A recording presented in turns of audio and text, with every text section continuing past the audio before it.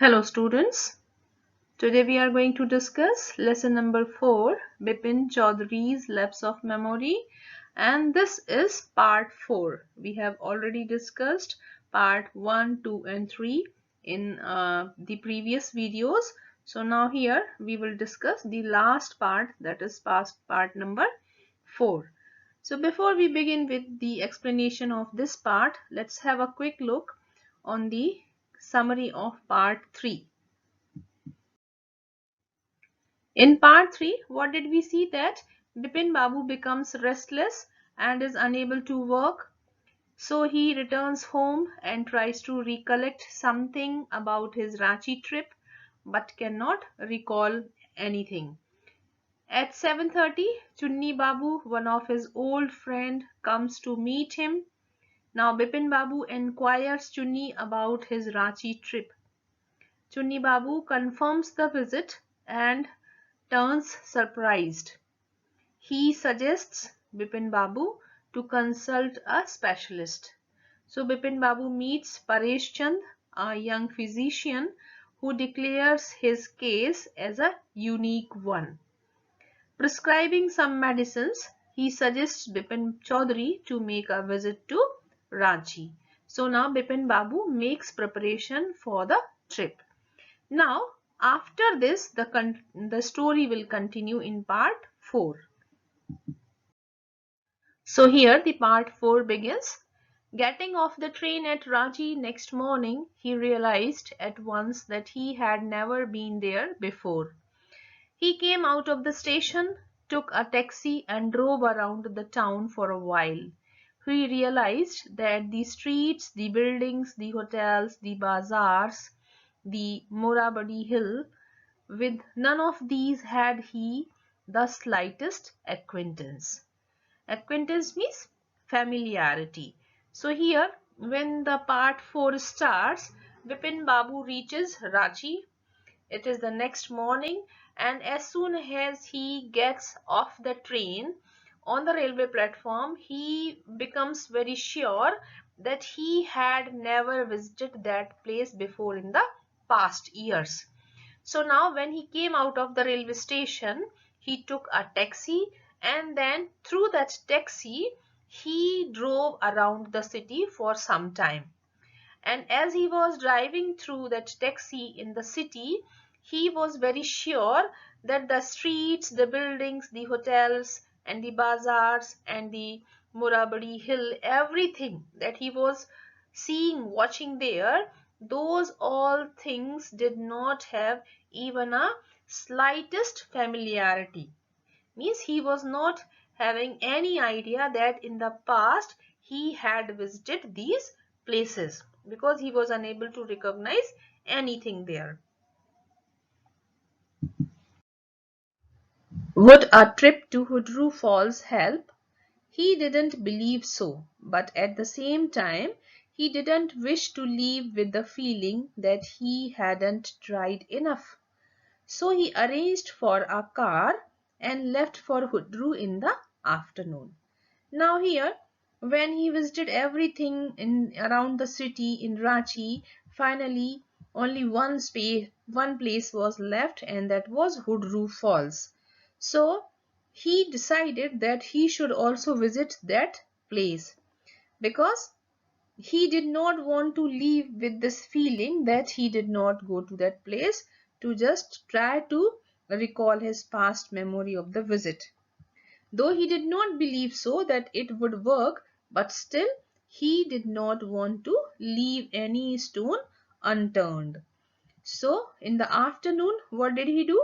He arranged for a car and immediately he left for Hudru Falls.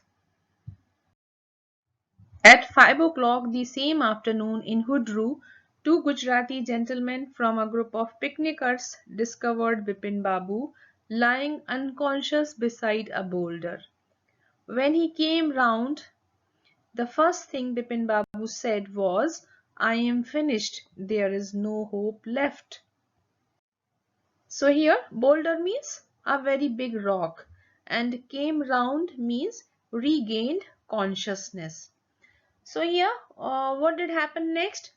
In the afternoon, around 5 o'clock, in the Hudru Falls, Bipin Babu was caught lying unconscious beside a very big rock by two Gujarati gentlemen who were the part of a group of picnickers. They found Bipin Babu lying near a big rock, a very big boulder.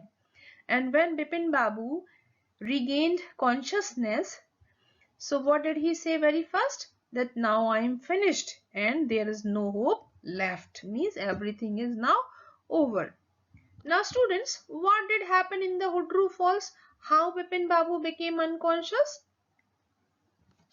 So the reason is as soon as Bipin Babu reached in Hudru Falls, there he tried to think very hard. He tried to recollect his past memory of the visit to Hudru Falls, but he was unable to recall anything from the past, and that made him very much stressed and frightened. He now thought that he was really going to get mad very soon and he would die insane. And that made him so much frightened, so much afraid that he became unconscious. And because of that unconsciousness, he fell and he was caught unconscious by the Gujarati people, gentlemen who were the group of a part of the group of picnickers. Okay, further, why did he say that I am finished? There is no hope left? Because now he was thinking that in the coming future, he will gradually become mad, he will lose everything from his memory, and he will die insane. Next morning, Bipin Babu was back in Calcutta. He realized that there was truly no hope for him. Soon he would lose everything, his will to work, his confidence, his ability, his balance of mind. Was he going to end up in the asylum at? Bipin Babu couldn't think anymore. Students, as asylum means hospital for the care of people who are mentally ill. So now, what did happen next? Bipin Babu, after visiting Ranchi, different places of Ranchi and Hudru Falls, next morning he came back to Calcutta, and when he reached Calcutta, he realized that now there was no hope left for his recovery, and he thought that gradually he would lose everything. He would lose his will, his wish to work, his confidence of doing anything properly, correctly, his ability, and even his balance of mind. And finally, he thought that would he be going to die in some asylum, in some mental hospital? And after thinking this, he was unable to think anymore. His brain stopped working and he was so much puzzled that he could not think anymore. Back home, he rang up Dr. Chand and asked him to come over. Then after a shower, he got into bed with an ice bag clamped on his head. Just then the servant brought him a letter which someone had left in the letter box. Clamped means put. So here, when he came back home, first of all, what did he do? He made phone to Dr. Chand and he requested him to come to his house as soon as possible. Then he took a shower, he bathed, and then he went directly in his bed with an ice pack in his hands that he put on his head. He put that ice pack on his head, and when he was doing all this, at the same time, the servant of his house, he brought a letter that somebody had dropped in the letter box of his house. A greenish envelope with his name in red ink on it. Above the name it said urgent and confidential. In spite of his condition, Bipin Babu had a feeling that he ought to go through the letter. He tore open the envelope and took out the letter. This is what he read. So children, confidential means private or personal. So now the servant, he brought a letter, an envelope, and that was green in color. So on that greenish envelope with red ink was written the name of Bipin Babu, and just above the name was written urgent and confidential, means that letter was urgent and it was private, means it must be handed over to only Bipin Babu because it was his personal letter. So, though Bipin Babu was very uncomfortable, he was not feeling well, but in spite of his condition, he thought that he must go through that letter, he must read that letter. So, what did he do? He opened that envelope and then he took out the letter that was kept inside that green envelope. And then what was written in that letter? Dear Bipin, I had no idea that affluence would bring about the kind of change in you that it has done. Was it so difficult for you to help out an old friend down on his luck? I have no money, so my resources are limited.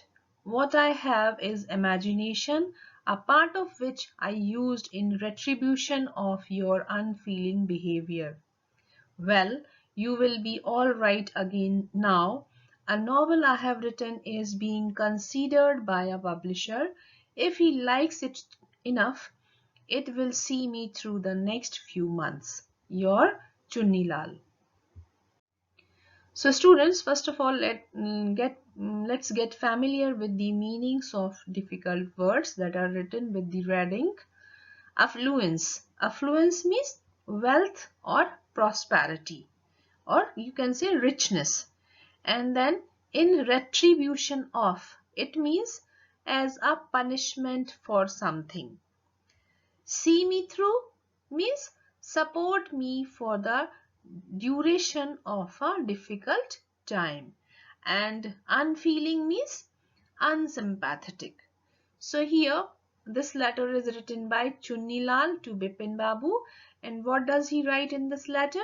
That dear Bipin, I had no idea that when you will become rich, you will forget your old friends. You will have a great change in your personality.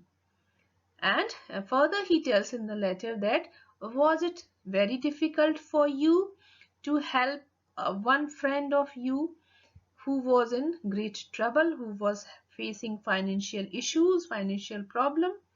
Further, he tells that I have no money, means I am very poor, I am not rich like you, and my resources are very limited.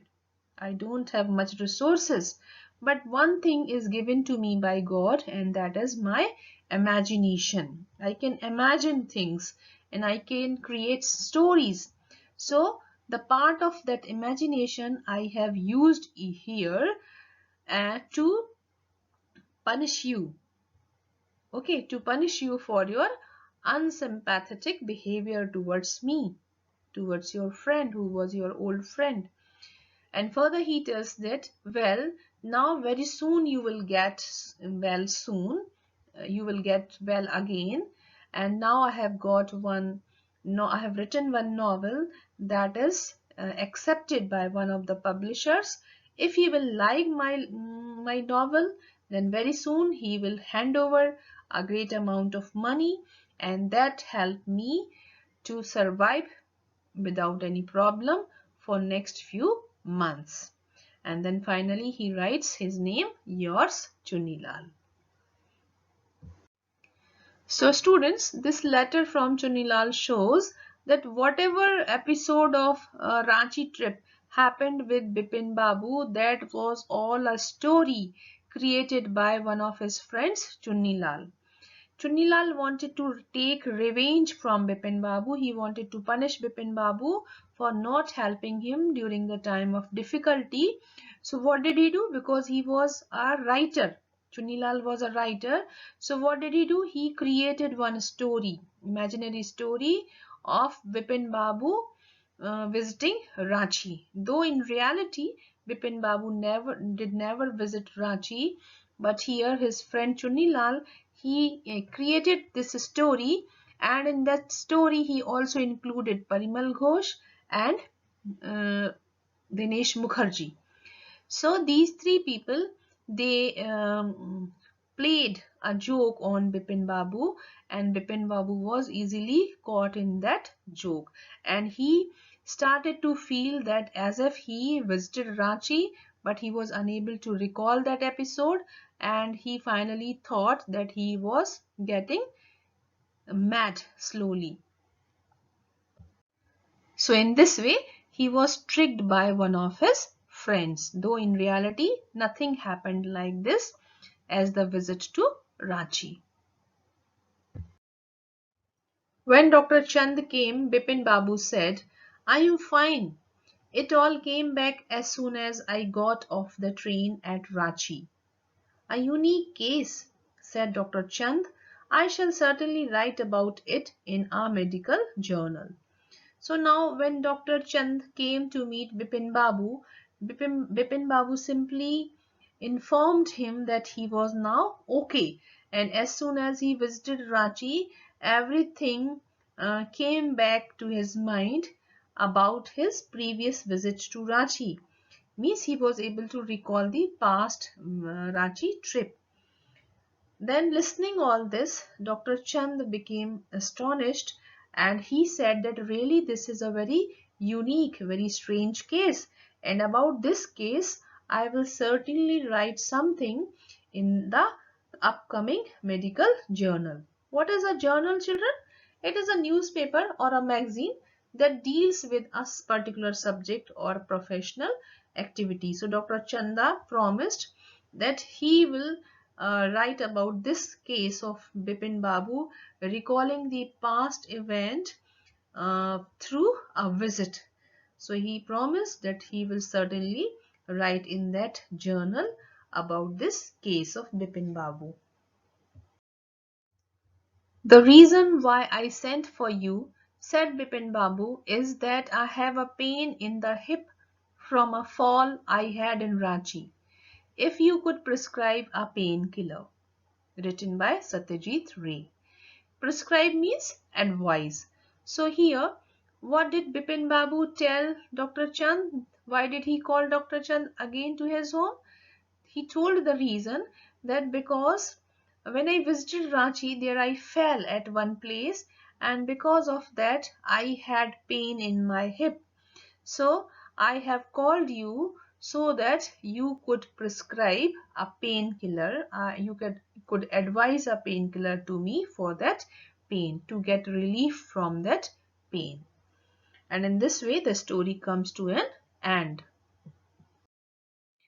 Now, the conclusion that we can draw from this story is, this is a very funny story. We all laughed aloud during different events of the story, and it tells us about a practical joke that a friend plays on another friend for not helping him in the time of need. It teaches us the out of spite lesson of as you sow, so shall you reap. So here we have come to an end of this lesson. Very soon I'll meet you with some other story. Till then, all of you take care of yourself. Bye bye.